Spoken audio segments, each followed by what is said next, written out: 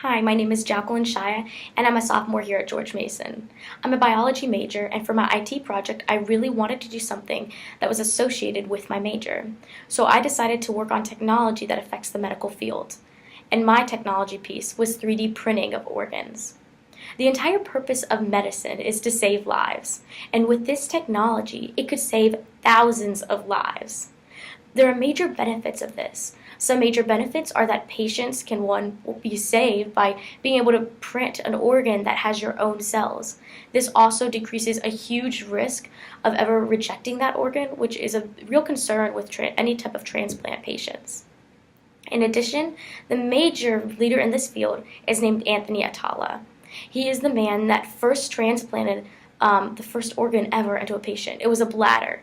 The reason bladders he was able to do was because they're a more simple type of organ, and it's much easier to just transplant that into a patient than, let's say, a heart, which has huge vascular structures. This has been a major concern for this field, and something that Dr. Anthony Atala is really working on and striving to correct, because those more vascular structured organs, like the heart, the liver, the kidney, those are all very important, and they're really necessary for transplants. In fact, the kidney is one of the major organs that is in need for transplanting into patients. What has this research accomplished thus far, you may be asking? Well, to fully understand the impact this has on the world, it is vital to have a background of Dr. Atala and what he has done in the field. As of now, 3D printing is being utilized for skin grafting, bones, vascular grafts, tracheal splints, heart tissue, and cartilaginous structures. 3D printing is also being used for manufacturing other things such as drugs, medical equipment, anatomical models, and in toxicology. This is absolutely fascinating and has already impacted the medical industry so greatly. As with anything in the medical field, there are different challenges that arise from this.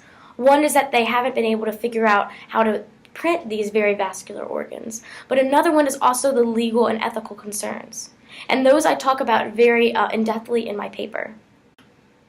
Even with all these legal and ethical issues that are possible, I think the main thing that this type of technology needs to focus on right now is discussing this with people, and making people understand how it is going to work, what is going on, because I think that can make a huge difference in this field, is to allow people to start discussing it now.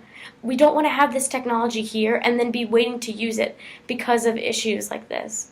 However, they are definite concerns that our society needs to consider with absolute care. This includes governments as well.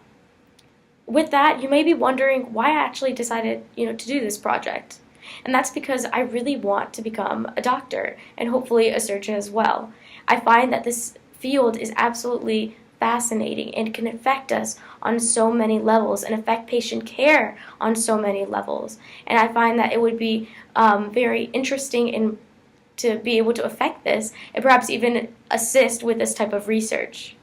With that, I'd really like to leave you with a quote by Marie Curie that I find quite inspiring. "Nothing in life is to be feared.